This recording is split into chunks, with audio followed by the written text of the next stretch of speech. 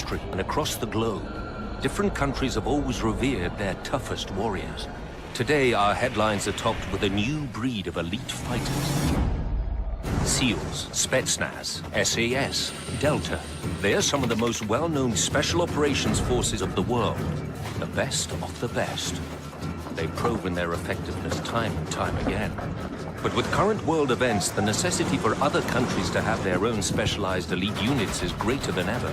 Today, special operations forces exist in militaries all over the globe. Forces like the Norwegian FSK, rugged Arctic warriors tasked with protecting oil rigs from terrorist attacks. The famed British SAS, whom almost all other forces are modeled after. The Republic of Korea's UDT, trained by US Navy SEALs to protect their waters from the danger in the north. The well-respected Polish GROM, who've never lost one man in battle over hundreds of missions. US Delta Force and Navy SEALs, making history with recent wars in the Middle East. Russian Spetsnaz, masters of deception and bizarre training techniques. And the mysterious American OGA, providing crucial intel to operators in the field. Listen to the stories, see the high-tech weaponry, and witness the grueling training through the eyes of the actual international operators themselves. This is Global Warfighters. High-level targets, hostage rescue, counter-terrorism. There are certain types of operations that often fall outside the scope of conventional military forces. A Tier 1 operator is someone who is talented, who's focused, who is operationally mature, who's tactically patient. And when you put that person in a group of like-minded operators, they become a very effective fighting force and one hell of a deterrent for the bad guys of the world. Special forces play very, very important role in a whole political process in a world now. We need special forces operations today because they're cost effective. If you can use small numbers of men effectively to strategically affect the operations of a foreign power or a terrorist organization, then it's a very good way of a country using its limited resources. You truly have the best of the best. And what that allows a country to do is to have a so-called scalpel. You know, where your conventional forces serve more as a sledgehammer, you can go in and probe and basically set the stage for a conventional force to come in and change a war. In the wake of major terrorist attacks and wars supported by the international community, the need for countries to develop their own special operations forces has grown. But before global terrorism originally became a major issue in the 1970s, very few had ever heard of special operations forces. It wasn't until 1980, when hostages were taken at the Iranian embassy in London, that an unknown Tier 1 unit took the world stage. A group of Arabistani terrorists took over the Iranian embassy in London. They took 24 hostages. On the sixth day, the charge d'affaires, a man called Lavazani, was murdered by one of the terrorists, at which point control was handed over to the military. We approached the building silently. It didn't go quite as we'd hoped, and the assault approach phase was compromised. We were given a go, go, go early, and we attacked from 6 separate entry points. Me and my partner went in through the back door. There was gas, there was explosions, there was gunfire coming from upstairs, and hostages were coming down the stairs. Somebody shouted, "He's a terrorist," and looked up to see one of the terrorists coming down the stairs. None of us could open fire because there was a danger of shooting at a hostage or one of our own people. As he came clear at the bottom of the stairs, it was clear that he had a hand grenade in his hand. 3 of us shot him at the same time, and he collapsed in a ball. The building caught fire. There was smoke, there was noise, there was a lot of action, and when all the hostages were out, the troops came out, and finally, I was one of the last few individuals out of the building. During that 7 minutes, we killed 5 terrorists and captured 1, and we rescued 22 hostages. And in that day, I live in Great Britain, I switch on Russian radio, and I try to hear you, see, so how they describe it. Among that special forces, Great Britain, there is no wounded, there is no dead. Everybody okay. It was a top, most beautiful operation in the history of special forces of the world. The mission was played live on international television. It brought the Special Air Service into the public domain dramatically, and things were never going to be the same again after that. It kind of set the stage for other Spec Ops forces. It showed the world what they were capable of, and it set the standard. What the world had never known was that the Special Air Service, also known as the SAS, had already been around since World War II. British Special Air Service was formed in the early 1940s in North Africa, essentially by David Stirling. He said, look, I can take a small number of men, I can raid, I can attack, I can parachute in. He was supported by Jock Lewis, who was the man who actually made things happen. They were looking for adventurers, for men that didn't quite fit the picture, who didn't fit well into the normal disciplined military arrangement. Stirling, in short order in 1942, attacked 3 separate enemy airfields, destroyed over 60 aircraft with no losses to his raiding force. By the end of the Second World War, there were several thousand Special Air Service soldiers operating right across Europe and carrying out raids behind enemy lines. The SAS are made up of 4 Sabre squadrons: air, mountain, sea, and mobility. The squadrons are made up of patrols of 4 men, each specializing in either signals, demolition, medicine, or linguistics. After the Iranian embassy siege, the whole world went out and paid the British government to have the Special Air Service train their people to carry out the roles that they now perceived as being absolutely needed and essential. A great many countries, including the United States Special Forces Operational Detachment Delta, have modeled themselves on the British 2-2 SAS, Special Air Service. To this day, the British SAS are still one of the busiest special forces in the world, including operations in the Middle East, Africa, and Northern Ireland. There's only been 1 year since the Second World War where the British Army hasn't been involved in active operations somewhere in the world, and the Special Air Service since the 1950s has been involved in all of them. Today, Special Operations Forces continue to help shape history around the world. As the British SAS made headlines before, the US Navy SEALs are currently the most talked about team around. SEALs can be deployed anywhere, but like their name implies, they specialize in operating around water. SEAL Team 6 made world headlines when they took out the most wanted man in the Western world, Osama bin Laden. But just like the SAS, the SEALs have been around for quite a while.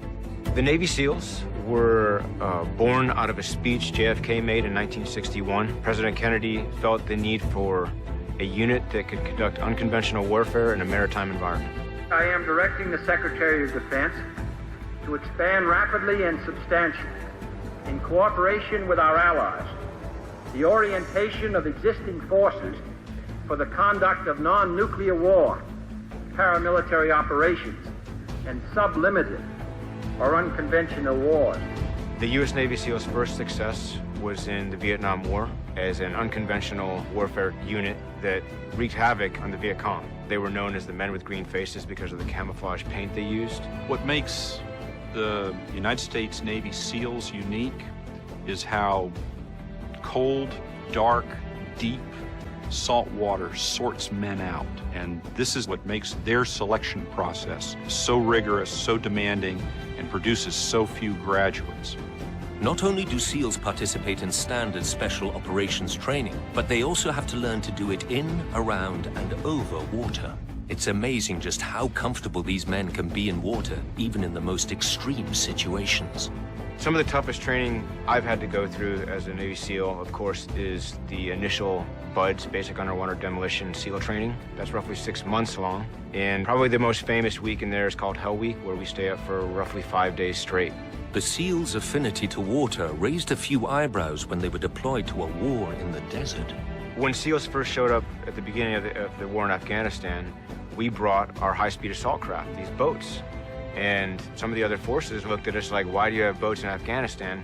Of course, we did have a reason. You know, we were counting on some follow-on missions maybe in the Horn of Africa. But we were relatively unproven on land, at least on a world stage. And we have certainly changed that over the last 11 or 12 years.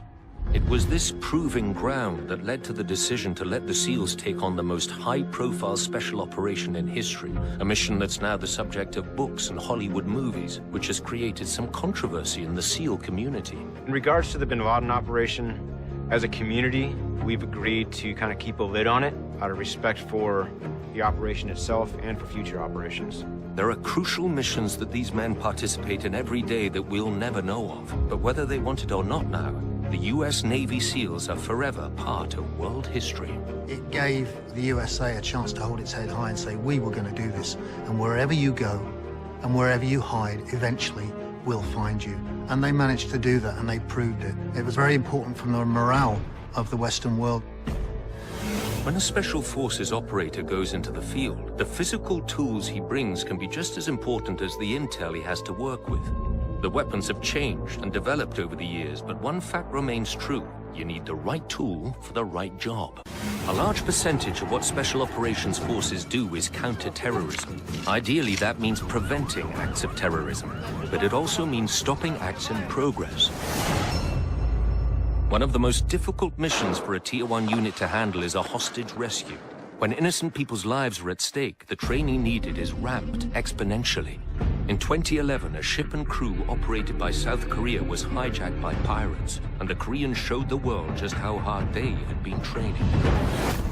The Republic of Korea UDT, or Korean Navy SEALs, are heavily modeled after and often trained with their US SEAL brothers. With a constant threat looming at their border to the north, the UDT have good reason to always stay sharp. North Korean agents are a constant threat and have been known to use what are called midget submarines to infiltrate South Korean waters. The South Korean UDT are a unique bunch. They actually send guys through our pipeline, through our training, and take some of that knowledge back to their own units. An operation that indicates the capability of the Republic of Korea Navy SEALs is the Samho Jewelry operation in 2011. There's been a dramatic rescue on board a hijacked freighter in the Arabian Sea. The early morning raid had been carried out with a South Korean destroyer and a Lynx helicopter providing covering fire. The ship and her 21 crew members were taken out into international waters while it's believed the pirates waited for backup or their ransom to be met. South Korea had to act. An operation such as the one the UDT, or the South Korean UDT SEALs carried out, is very complex. It requires intel, it requires assumed risk, it requires execution on a nearly perfect level. Just before dawn on January 21st, the UDT saw their opportunity and made their move. Using small, fast boats, the Korean team hit the freighter like a typhoon. For the ROK Navy SEALs, to fight the pirates and rescue the hostages is like fighting through a 15-story building that's made of steel with steel doors laid on its side. They would be fighting from compartment to compartment, having to work their way, cut their way, blast their way through the doors as the pirates tried to hold off their attackers. If you can imagine taking down a target which you've never been before, you don't know where the bad guys are, and you're clearing this systematically, leaning on the training that you've done in the past and relying on your teammates to watch your back, it's a very complex operation, and there's a great deal of risk involved. The 5-hour siege ended with the killing of 8 pirates, capturing of 5 more, and the freeing of all 21 crew members. 3 UDT operators were injured in the op, but in the end, they all survived. The Korean UDT SEALs are a highly seasoned, effective unit. They've proven time and time again to be effective at deterring and handling some of these relatively volatile situations that pop up. Whether it's hostage rescue or taking out a high-priority target, the best way to successfully carry out a mission is by any means necessary. Essentially, through unconventional warfare, you're trying not to have a fair fight. You're trying to stack all the odds in your favor. Delta Force is also a component of JSOC, the Joint Special Operations Command. Where the U.S. SEALs represent the Navy, Delta's primary function is counter-terrorism and direct action missions such as hostage rescues. A typical hostage rescue operation that Delta participated in during the Iraq War occurred in 2004 in Ramadi. 5 contractors, foreigners, had been captured by the insurgent forces, who executed one of them. But exactly where they were kept and who was keeping them and how many people were guarding them was initially unknown. Most Tier 1 groups are heavily trained for hostage rescue. It's all about knowing your specific job, trusting your team, and practice. Lots and lots of practice. With excellent intel provided by Polish forces, the hostages' location was pinpointed to a remote house, and Delta sent out on their daring mission. Once the hostages' location was fixed, Delta, with support of its organic aviation unit, the 160th Special Operations Aviation Regiment, would have conducted a templated hostage rescue operation. Delta came in by Black Hawk, fast and furious. By flying low to the ground, the thundering blades of the copters wouldn't be heard until they were right on top of their target. With seconds to prevent the loss of lives, Delta stormed the house from all directions. If you had been on the raid, you would have fought your way into the building, clearing each room, employing all your training and target discrimination to ensure that you kill the insurgents, but you don't kill the hostages, but making sure that you treated them as if they might still be a threat in case any of the insurgents were playing hostage in order to escape the attack. Once on the ground, the entire mission was over in a matter of minutes. The 4 remaining hostages were rescued, and the kidnappers had no idea what hit them.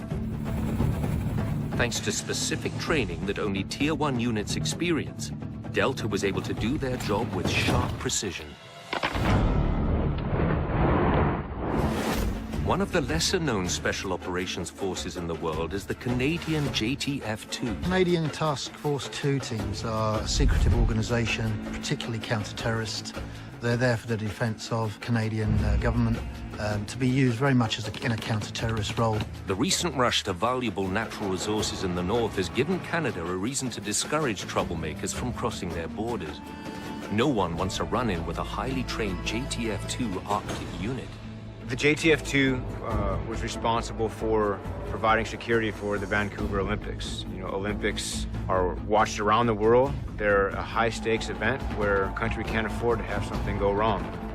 The terrorist activity in the 1972 Munich Games set the stage for Tier 1 Spec Ops forces to be a part of future Olympic events. Canada has gone to great lengths to keep the JTF-2 out of the public eye. Secrecy is extremely important to all special operations forces, and a reason for some operators to remain anonymous.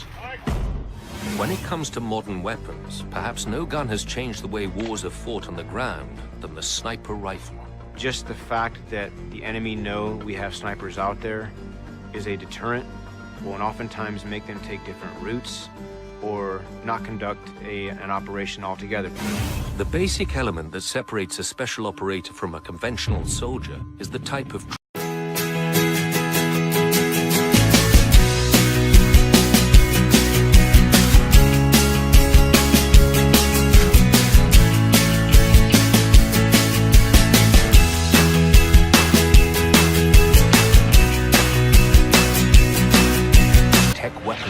and witness the grueling training through the eyes of the actual international operators themselves. This is Global Warfighters. High-level targets, hostage rescue, counter-terrorism. There are certain types of operations that often fall outside the scope of conventional military forces. A Tier 1 operator is someone who is talented, who's focused, who is operationally mature, who's tactically patient. And when you put that person in a group of like-minded operators, they become a very effective fighting force and one hell of a deterrent for the bad guys of the world. Special forces play very, very important role in a whole political process in the world now. We need special forces operations. U.S. Navy SEALs to protect their waters from the danger in the north. The well-respected Polish GROM, who've never lost one man in battle over hundreds of missions. U.S. Delta Force and Navy SEALs, making history with recent wars in the Middle East. Russian Spetsnaz, masters of deception and bizarre training techniques. And the mysterious American OGA, providing crucial intel to operators in the field. Listen to the stories, see the heightened time and time again. But with current world events, the necessity for other countries to have their own specialized elite units is greater than ever. Today, special operations forces exist in militaries all over the globe. Forces like the Norwegian FSK, rugged Arctic warriors tasked with protecting oil rigs from terrorist attacks. The famed British SAS, whom almost all other forces are modeled after. The Republic of Korea's UDT, trained by